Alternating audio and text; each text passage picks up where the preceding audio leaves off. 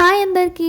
ఈరోజు వీడియోలో టేస్టీగా veg biryani and chicken curry ఎలా చేసుకోవాలో చూసేద్దాం. బాస్మతి రైస్ని కావాల్సిన క్వాంటిటీ తీసుకొని కడిగేసుకొని పక్కన పెట్టేసుకోవాలి. చికెన్ కూడా నీట్గా క్లీన్ చేసుకొని పక్కన పెట్టేసుకోవాలి.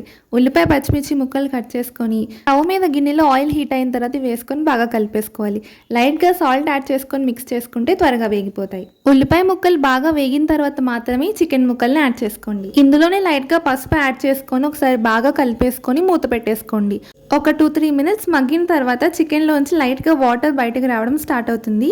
ఇందులోని కొంచెం కరివేపాకు అండ్ అల్లం వెల్లుల్లి పేస్ట్ కూడా యాడ్ చేసుకొని మిక్స్ చేసుకుంటే స్మెల్ అయితే చాలా బాగా వస్తుందండి. అల్లం వెల్లుల్లి పేస్ట్ పచ్చివాసన పోయేదాకా కొంచెం ఒక 2-3 మినిట్స్ ఫ్రై అయిన తర్వాత కొంచెం లైట్గా మసాలా కూడా యాడ్ చేసుకొని కలిపేసుకొని మూత పెట్టేసి తర్వాతకి చికెన్లోంచి చాలా వాటర్ బయటకు వస్తుందండి. మ్యాక్సిమం కొన్నిసార్లు అదే సరిపోతుంది, లేకపోతే ఒక టీ గ్లాస్ వాటర్ అంతా ఎక్స్ట్రా పడుతుంది. ఇప్పుడు ఇందులోనే మన స్పైస్కి తగ్గట్టుగా కారాన్ని యాడ్ చేసుకొని అండ్ అలానే క్వాంటిటీకి తగ్గట్టు లైట్గా కొన్ని వాటర్ని యాడ్ చేసుకొని బాగా కలిపేసుకొని మూత పెట్టేసి అండ్ కూర అయిపోయేలోపు ఇక్కడ వెజ్ బిర్యానీ కూడా చేసేద్దాం. వెజ్ బిర్యానీలో మీకు నచ్చిన వెజిటేబుల్స్ అన్ని వేసుకోవచ్చండి. నేను ఇక్కడ తీసుకున్న ఇంగ్రీడియంట్స్ వచ్చేసి బిర్యానీ మసాలా, బంగాళదుంప, క్యారెట్, పచ్చి బఠానీ, జీడిపప్పు అండ్ ఉల్లిపాయ ముక్కలు, పచ్చిమిర్చి ముక్కలు. ఆయిల్ తక్కువ వేసుకొని నెయ్యి ఎక్కువ వేసుకుంటే కమ్మని టేస్ట్ అయితే వస్తుందండి. ఫస్ట్ బిర్యానీ మసాలాస్ అన్నీ వేసేసుకొని అవి కొంచెం ఫ్రై అయిన తర్వాత అందులోనే లైట్గా జీడిపప్పు కూడా వేసి అది కూడా కొంచెం లైట్గా రోస్ట్ అయిన తర్వాత అన్నీ కూడా వేసేసుకొని లైట్గా సాల్ట్ యాడ్ చేసుకొని కలిపేసుకొని మూత పెట్టేసుకోవాలి. ఒక 2-3 మినిట్స్ మగ్గిన తర్వాత అందులోనే లైట్గా